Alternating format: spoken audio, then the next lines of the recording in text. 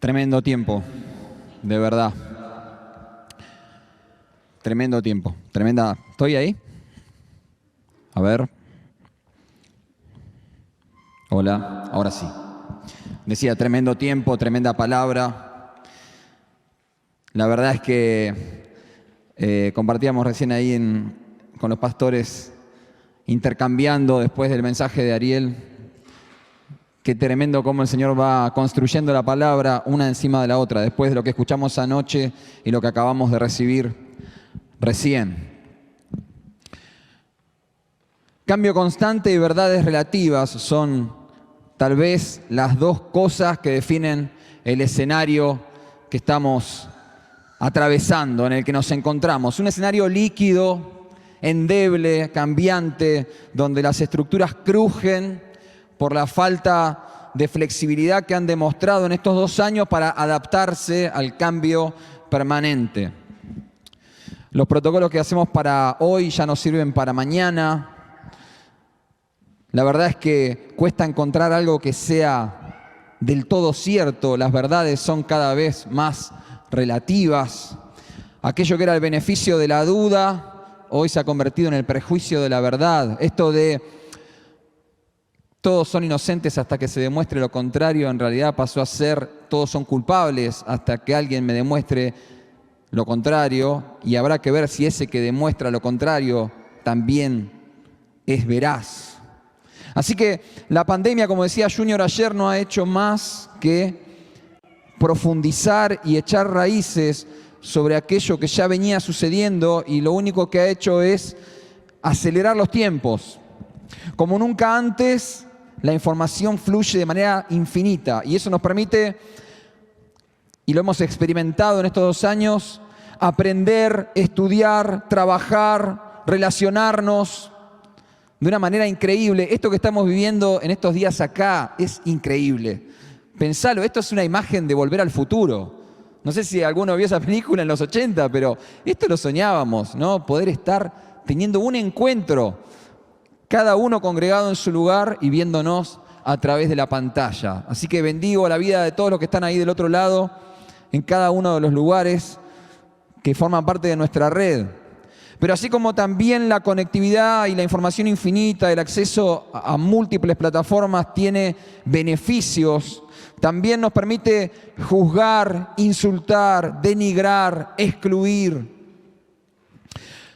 Lo cierto es que ya nunca vamos a ser iguales. Lo dijo recién Ariel, es un error pensar que podemos vivir el mundo que viene de la forma en que nos manejamos antes. Ya no volveremos a ser iguales. El impacto de todo lo que hemos vivido aceleradamente en los últimos meses no solo ha cambiado lo que hacemos, sino que empieza a poner en tela de juicio quiénes somos. Y es por eso que he titulado el mensaje de hoy,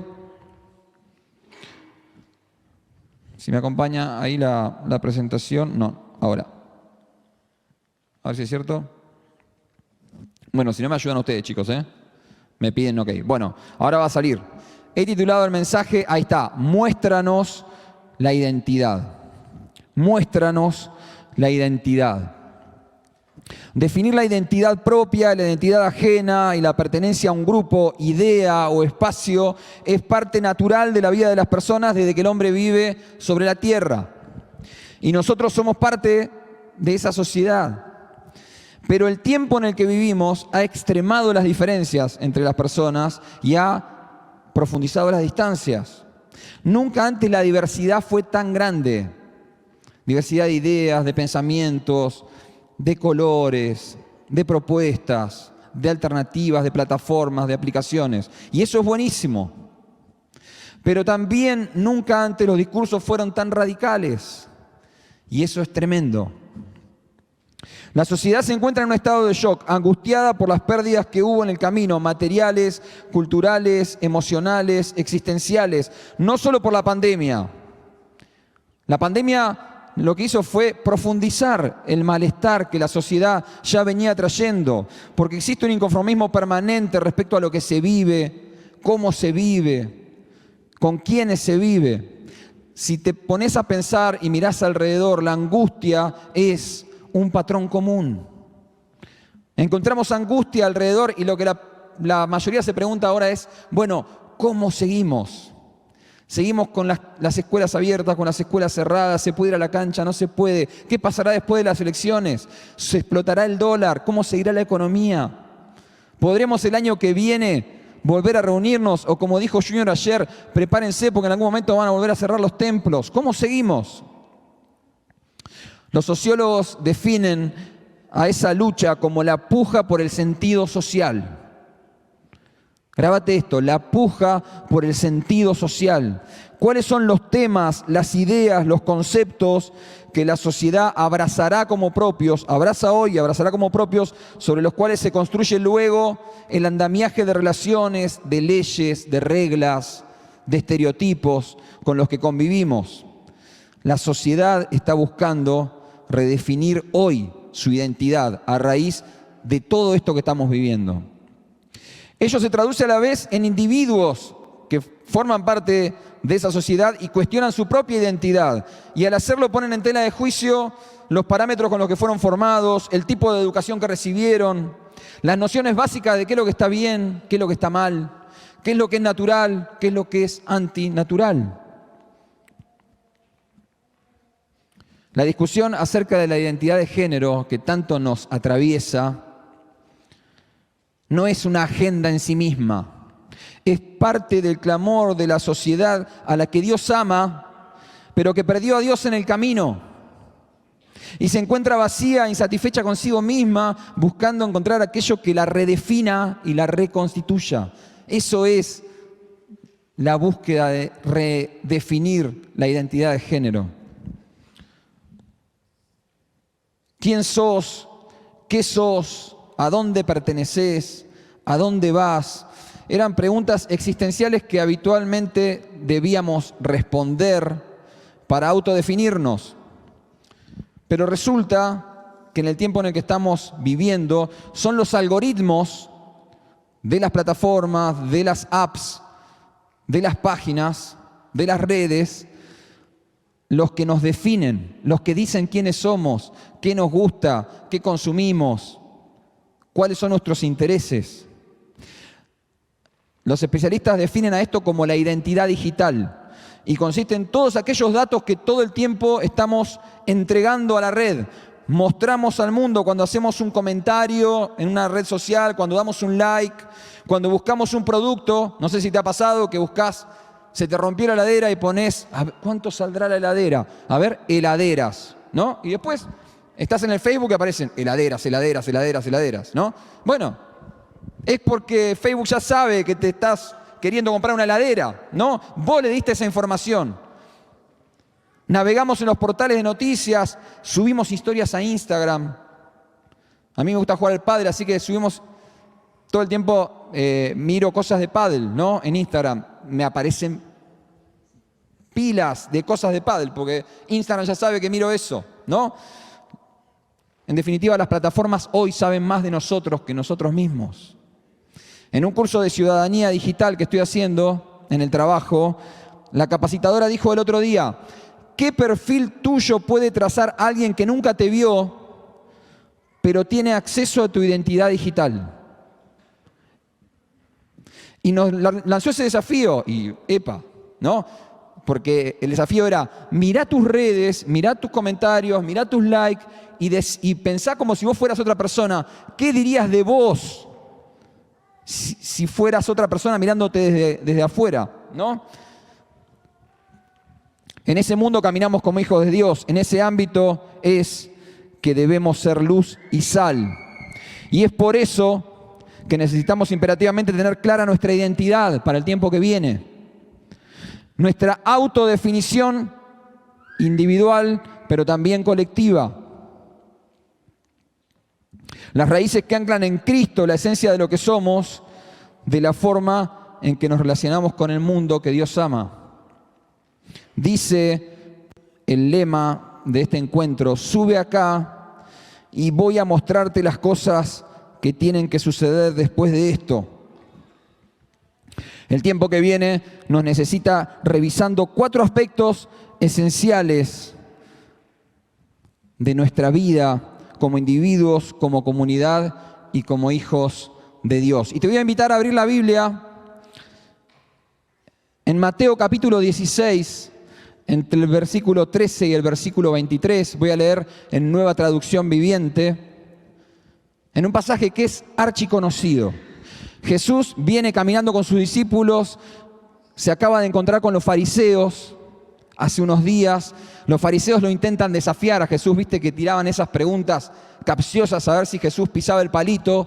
Y Jesús les dice: ustedes saben entender el clima, piensan que entienden el tiempo porque miran el cielo y saben si mañana va a llover o no. Pero pueden leer el clima y no pueden interpretar los tiempos. Así que Jesús ya se encuentra hablando de estas cosas, de la interpretación de los tiempos con sus discípulos. Y cuando salen de ahí les dice: ojo con la levadura de los fariseos. Y los discípulos piensan que le está hablando de pan. Y después de 2 o 3 veces agarran la idea de que Jesús le está diciendo: guarda, porque el mensaje que está tirando esta gente es peligroso. Y ahí viene el relato. Y empieza de la siguiente manera. Ahí. Cuando Jesús llegó a la región de Cesarea de Filipo, le preguntó a sus discípulos: ¿quién dice la gente que es el Hijo del Hombre? Bueno, contestaron, algunos dicen Juan el Bautista, otros dicen Elías y otros dicen Jeremías o algún profeta. Resulta ser que a Jesús le importaba el qué dirán. Los reúne a los discípulos y les dice: ¿qué dice la gente de mí? ¿Quién dice la gente que soy? ¿Quién dice la gente? ¿Qué dicen las redes sociales? ¿Qué se dice alrededor? ¿Qué se dice en el mercado? ¿Qué se habla por ahí de mí? ¿Quién dice la gente que soy? El problema es que lo que la gente dice no necesariamente es real. Mayoritariamente pasa absolutamente lo contrario. Lo que la gente dice suele estar basado en prejuicios, en estereotipos, en envidias, en ganas de hacer daño. Pero Jesús de todas maneras le pregunta a los discípulos: ¿quién dice la gente que soy?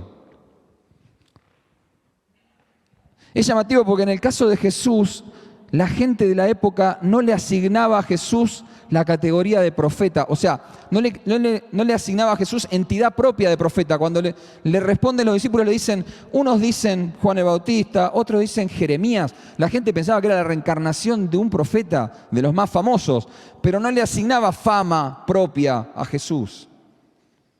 Siendo que Jesús era el mayor de todos los profetas. Un golpe al ego, ¿no? La gente lo ninguneaba. Ninguneaba su fama. No era Jesús, no era el Hijo de Dios. Él era o Jeremías o Juan el Bautista. Sin embargo, Jesús se interesa. ¿Qué es lo que dice la gente? Porque lo que dice la gente es un termómetro de la imagen que estamos proyectando. ¿Cómo nos ven? ¿Qué opinan de nosotros? La imagen de nosotros que proyectó la serie El Reino no nos gustó.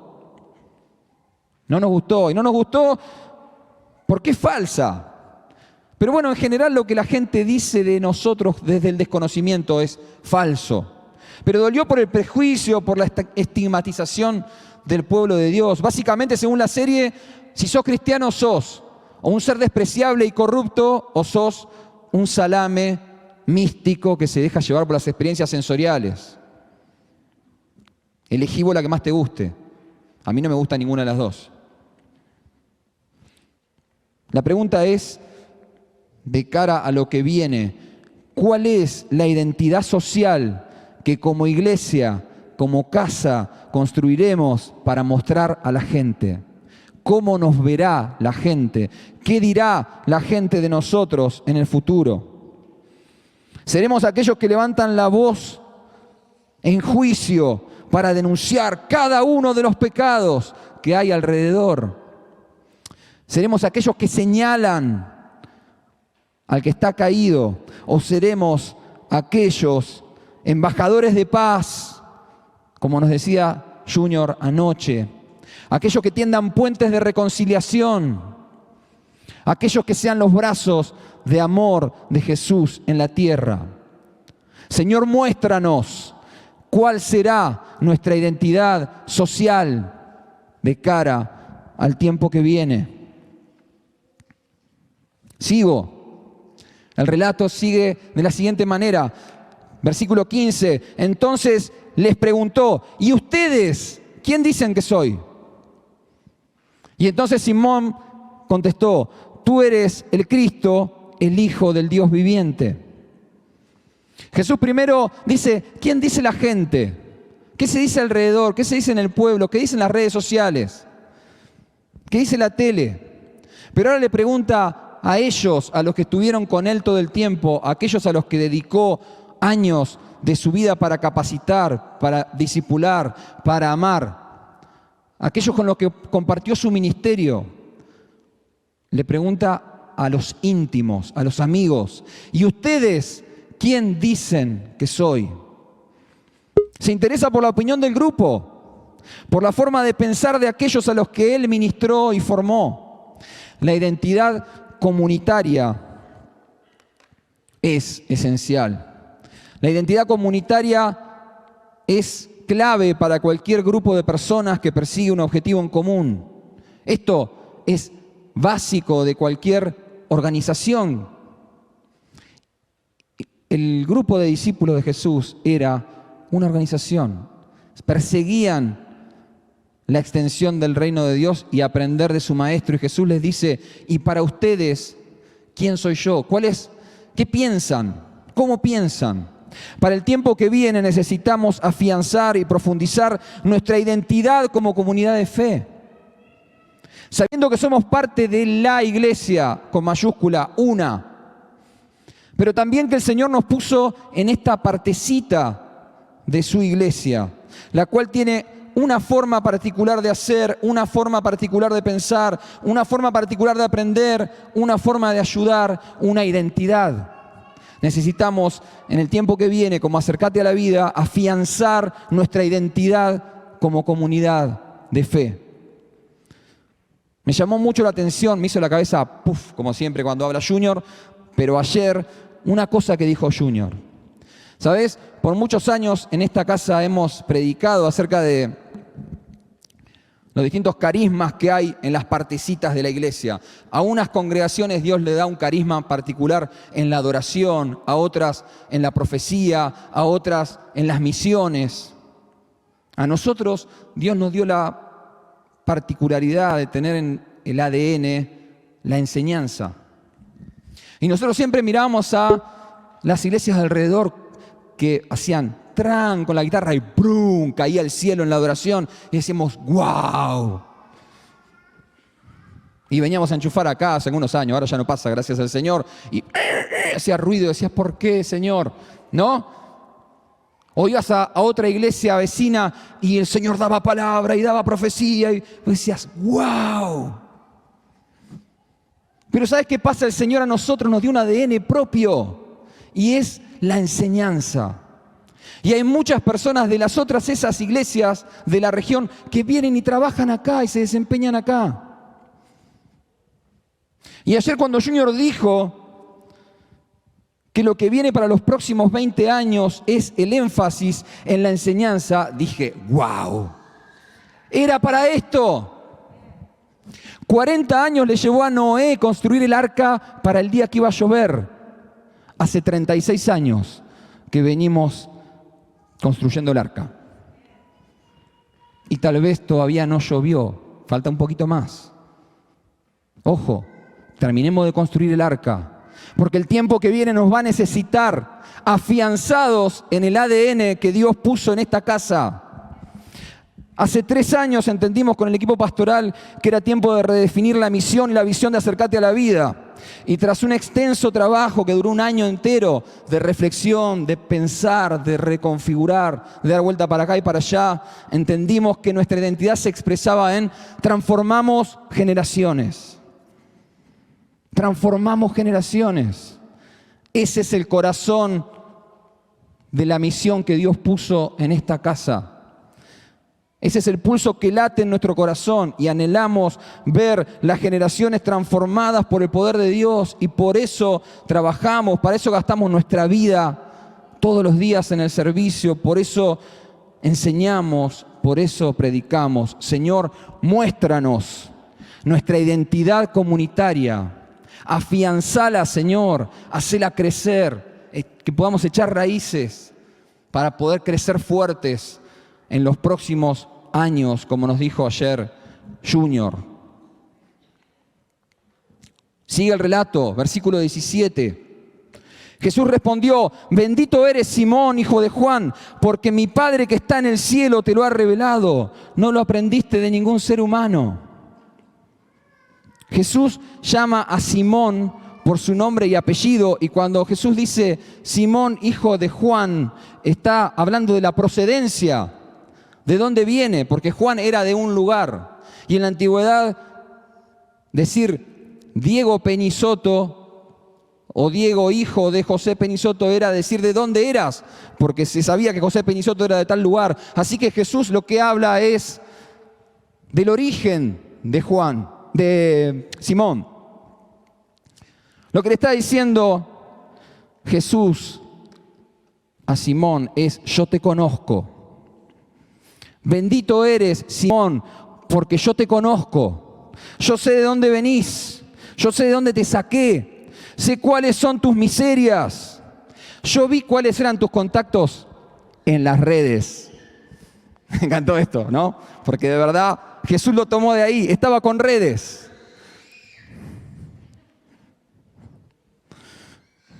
Yo vi con quiénes andabas. Por eso eres bendito, Simón, porque pese a tu pasado, pese a tu origen, pese a tus carencias, pese a de dónde te saqué, entendiste esto de parte de Dios. Jesús le dice a Simón: yo conozco tu identidad original, tu nombre y apellido. Yo sé cómo pensás, sé cuáles son tus ideas políticas, cuál es tu formación profesional. Te conozco en detalle. Pero ¿sabés cuál es el chiste, Simón? Que esto que acabás de decir no se basa en todo eso que es tu identidad, sino que esto te lo reveló el Señor. Nada de todo lo que sos, de lo que tenés, de lo que sabés, de lo que aprendiste, de lo que te enseñaron, de lo que te pasó, puede haber servido para definir esto, porque esto te lo reveló Dios. Jesús se muestra cercano a Simón. El hecho de decirle: bendito eres, Simón, hijo de Juan, es abrazarlo en lo que Simón es. Pero al mismo tiempo le dice: estoy por tomar esa tu identidad y hacerla otra vez. Para el tiempo que viene necesitamos más que nunca afirmar nuestra identidad. Dice el doctor Batista en su libro Dile adiós a la tía, que la identidad es la esencia del ser de las personas. Y es lo que nos da autodirección. Y dice: los tres pilares de la identidad son la dignidad, la integridad y la libertad. Mirá, si alguno de estos tres aspectos de tu identidad ha sido dañado, es momento de sanar tu identidad. Wow, Jesús diciéndote: bendito eres, Diego, hijo de José Penisoto, de Mendoza, de los abuelos que vinieron en barco de Italia. Yo te conozco. Y así te dice a vos también el Señor hoy: yo te conozco. Sé tus miserias, sé tu dolor, sé tu pesar, sé lo que te carga, sé lo que te bendice, sé lo que te gusta. Pero necesitas en este día y a partir de este tiempo, para el tiempo que viene, sanar tu identidad de una vez por todas. Bendito eres. Acá estoy para bendecirte, para sanarte, para hacerte de nuevo. Si tu integridad fue dañada, si tu identidad fue golpeada en tu dignidad, en tu libertad, acá estoy, Simón, hijo de Juan. Bendito eres. Muéstranos, Señor, aquello que necesitamos sanar de nuestra identidad pasada. Porque continúa el relato en el versículo 18 y dice: ahora te digo que tú eres Pedro, que significa roca, y sobre esta roca edificaré mi iglesia, y el poder de la muerte no la conquistará, y te daré las llaves del reino del cielo. todo lo que prohíbas en la tierra será prohibido en el cielo, y todo lo que permitas en la tierra será permitido en el cielo. Así que ahora Jesús le cambia el nombre a Simón, y ya no es más aquella identidad terrenal, y lo convierte en una identidad espiritual. El Señor le da a Simón Pedro una nueva identidad. Y en esa identidad Jesús basa el propósito eterno para su discípulo amado. Jesús le da a Pedro una identidad espiritual que define proféticamente el tiempo que estaba por venir. No solo para Pedro, sino para la iglesia hasta nuestros días. En Pedro se cumple la promesa de Dios para su iglesia hasta nuestros días. Esto Dios no se lo prometía solo a Pedro. Jesús no le estaba hablando solamente a él, estaba profetizando la iglesia que iba a construir. Y en la vida de Pedro, a través de esa revelación, el Padre se le revela a Pedro a través de su Hijo. Lo tenía ahí adelante, ¿te imaginás? Pero en Pedro Jesús abre la puerta para el obrar divino a través de la iglesia y anuncia proféticamente el poder que el Padre nos otorgó a nosotros como sus hijos para ser sus embajadores plenipotenciarios en la tierra. ¿Sabes lo que es un embajador plenipotenciario? Es como si fuera el mismo presidente, el mismo rey a través de su embajador. Hay veces que el embajador necesita pedirle permiso a su autoridad para tomar decisiones. Pero acá Jesús le dice a Pedro, todo lo que prohíbas en la tierra será prohibido en el cielo, y todo lo que permitas en la tierra será permitido en el cielo. Así que le da autoridad total. Vos sos mi embajador completo acá. Lo que vos digas se hace. Y eso que Dios le dijo a través de Jesús a Pedro es promesa para nosotros también en este tiempo. Viene un tiempo en el que será crucial comprender cuál es el rol que nos toca jugar a la hora que Dios eligió para nosotros esta. ¿Cuál es el propósito celestial por el cual el Señor nos eligió entre tantos otros pescadores a nosotros para este tiempo? ¿Sabes que había un montón de pescadores en la orilla, pero el Señor lo eligió a Simón? Ya tenía pensado el propósito eterno que venía a través de él. Necesitamos para el tiempo que viene, Señor, que nos muestres cuál es nuestra identidad espiritual, nuestra nueva identidad, aquella que nos redefine, que define nuestro rol, nuestro propósito eterno, para esta hora crucial en la que el Señor nos sembró en esta tierra, para bendición y extensión del reino de Dios. Señor, mostranos nuestra identidad espiritual. Pero sigue el relato y dice lo siguiente, escuchá porque esto es tremendo. Luego advirtió severamente a los discípulos que no le contaran a nadie que él era el Mesías. A partir de entonces empezó a decir claramente a sus discípulos que era necesario que fuera a Jerusalén, que sufriría muchas cosas terribles a manos de los ancianos, de los principales sacerdotes y de los maestros de la ley religiosa. Lo matarían, pero al tercer día resucitaría. Entonces Pedro lo llevó aparte y comenzó a reprenderlo por decir semejantes cosas. Dios nos libre, Señor, dijo, eso jamás te sucederá a ti. Jesús se dirigió a Pedro y le dijo, aléjate de mí, Satanás, representas una trampa peligrosa para mí. Ves las cosas solamente desde el punto de vista humano y no desde el punto de vista de Dios. Es tremendo porque Jesús trabaja primero sobre la identidad. Son 5 versículos donde Jesús hace un trabajo fino, minucioso acerca de la identidad de ellos. Y después de eso, después de indagar sobre la identidad de los que estaban alrededor, de la identidad del grupo, después de hablarle a Pedro y definir su nuevo rol, recién ahí, dice, empieza a revelarles el tiempo que está por venir y a explicarle cuáles son las cosas que están por venir.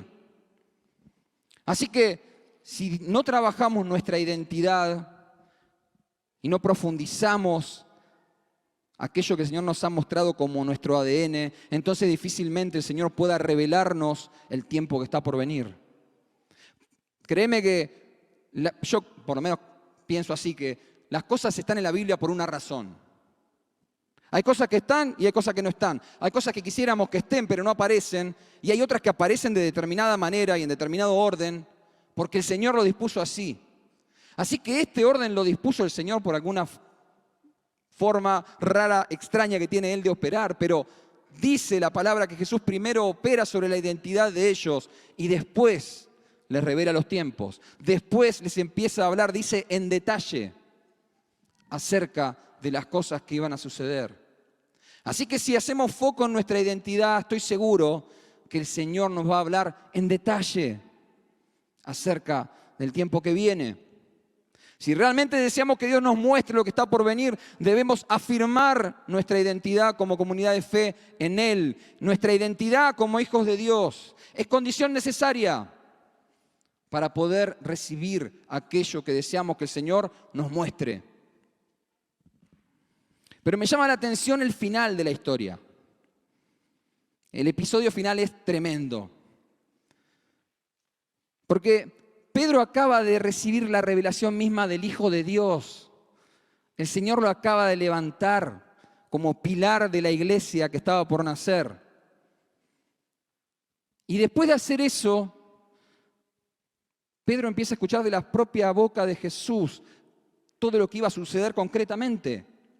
Porque una cosa es, viste, cuando Dios te da una palabra y te enseña y te dice una profecía, vas a llegar muy lejos, el Señor te va a bendecir y serás de bendición para las naciones, etc. Otra cosa es después, el todos los días, el lunes, el martes, el miércoles, las cosas que vendrán ahora. Y Jesús primero le muestra a Pedro el tiempo por venir a largo plazo, pero después le empieza a hablar de lo que iba a pasar al otro día. Le dice, voy a tener que ir a Jerusalén, me van a encarcelar, me van a meter preso, me van a dar latigazos, me van a crucificar y al tercer día voy a resucitar. Y Pedro se vuelve loco y dice, no. Pero lo más maravilloso, y esto es tremendo, que lo llama aparte a Jesús y lo empieza, deben haber tenido una relación de amistad Pedro y Jesús, sin dudas. Porque dice la palabra que Pedro lo empezó a reprender a Jesús. Es como que ahora, me ha pasado, te llame el pastor y te diga, Diego, deja de comentar esas cosas en las redes, basta. Y Pedro lo llama a Jesús y le dice, Señor, basta de decir esas cosas. Esas cosas no te pueden pasar a vos. Si vos sos Dios. Y entonces viene esta frase matadora de Jesús, que es lapidaria, ¿no? Agarra a aquel al que había levantado recién y le dice, aléjate de mí, Satanás. Porque lo que estaba haciendo Pedro era ponerse adelante de algo que estaba escrito hacía cientos de años que iba a suceder. Y aquel mismo que había recibido hacía nada la revelación de lo que Dios iba a hacer en adelante, se pone él mismo como obstáculo de lo que Dios quería hacer ahora, de forma inmediata. Él mismo se pone adelante. Y entonces, donde el mismo Jesús acaba de darle una nueva identidad a Pedro, lo reprende y prácticamente lo maldice. Y la frase del final es contundente, ¿no? Es elocuente. Ves las cosas solamente desde el punto de vista humano y no desde el punto de vista de Dios. Por un instante, Pedro volvió a ser Simón. En ese instante en el que Pedro se lo llevó a Jesús a un rincón y le dijo, basta de decir estas cosas, ese no era Pedro. Ahí estaba Simón hablando. Entonces, en el tiempo que viene deberemos alinear nuestra manera de pensar de tal manera que podamos ver, mirar, caminar, hacer, decidir en base a nuestra nueva identidad espiritual, en base y desde el punto de vista de Dios. Porque dice acá que Jesús le dijo a Pedro, no ves las cosas, dice, ves las cosas solamente desde el punto de vista humano. Y está mal, no, porque Pedro era humano. Ahora pensá vos, si no te pasa todo el tiempo, que a veces te das cuenta que estás mirando las cosas desde el punto de vista humano y de repente decís, ¿por qué estoy angustiado? ¿Por qué estoy mal? ¿Por qué estoy con incertidumbre y con temor y con angustia? Si siempre vivo predicando que el Señor me sostiene, que es mi proveedor, que Él está al mando, que Él tiene el control, que Él sustenta nuestra suerte, que Él tiene el control de nuestros días. Como iglesia, acércate a la vida, necesitamos en el tiempo que viene alinear nuestra manera de pensar al punto de vista de Dios para evitar que nuestra identidad natural nos impida ver aquello que Dios nos quiere revelar mediante la identidad espiritual. Y esa es una batalla que te cuento, deberemos liberar todos los días. Todos los días tendremos que dejar el saco de Simón y ponernos la identidad de Pedro, aquella que el Señor nos ha regalado como nuestra misión, nuestro propósito, nuestro ADN. Amén.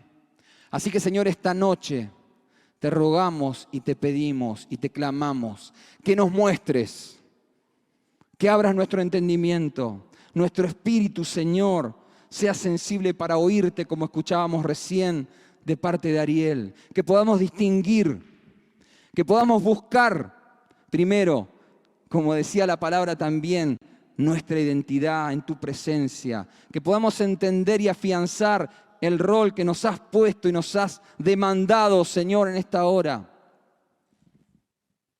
Y que nos muestres, Señor, los pasos a seguir para que esa identidad espiritual se manifieste con todo el poder, con todo el potencial, con todo su esplendor, para extensión de tu reino, en el nombre de Jesús. Amén y amén. Amén.